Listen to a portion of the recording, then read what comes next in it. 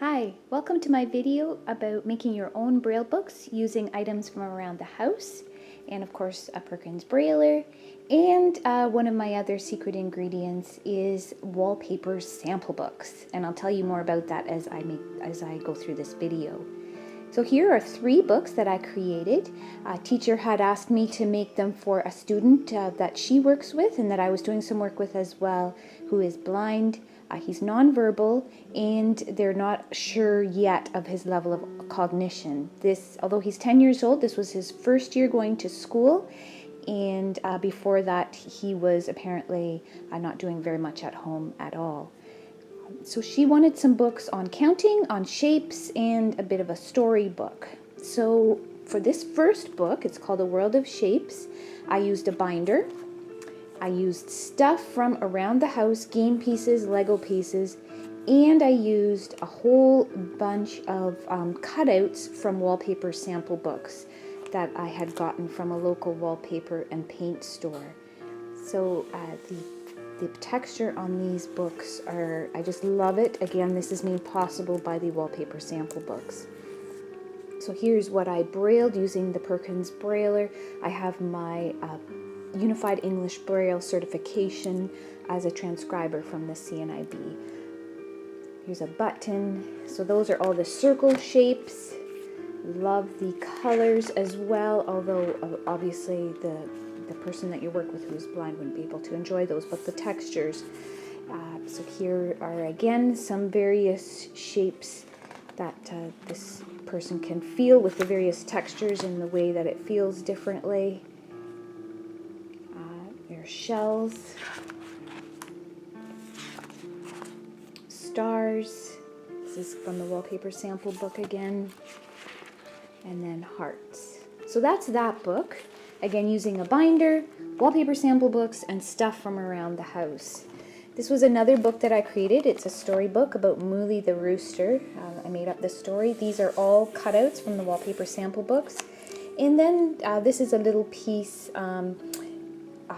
It's Mooley the rooster, actually. It's a button with just some feathers on it. But so with this particular student, he would, when we would show him things or introduce him to things, he would often pull them off and throw them.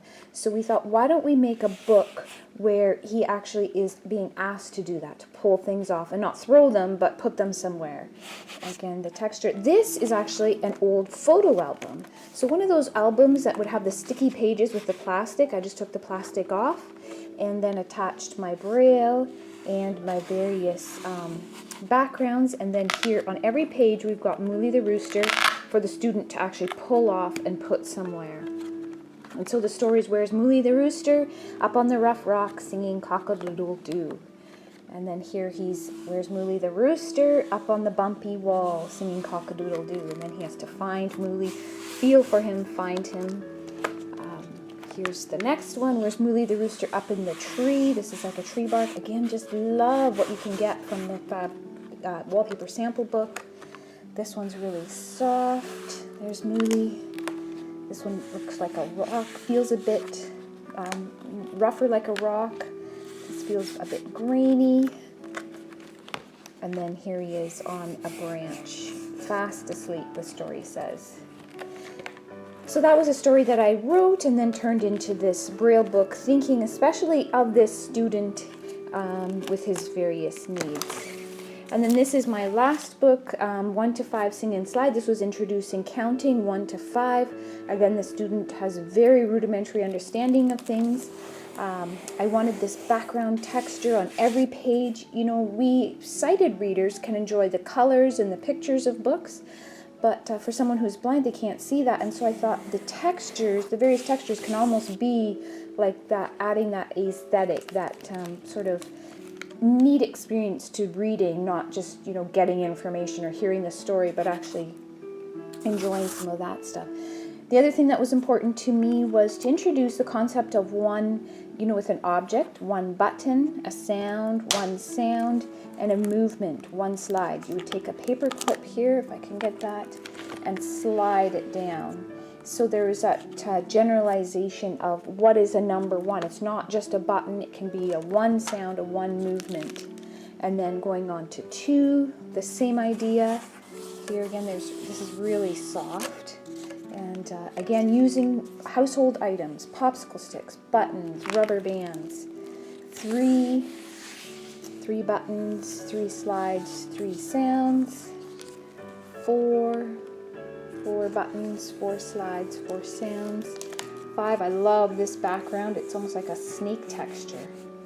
And that's 5 buttons, 5 sounds, 5 slides, and even the back pages have the texture.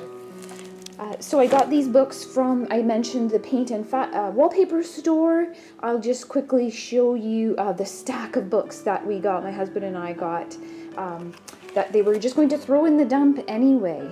And again, there's so many ideas for how you can make Braille books and the different materials you can use. These are just some that I've used, and I would love to hear about what other people have done as well. Thanks so much. Thanks for watching. So here's the stack of books, and this isn't even all of them.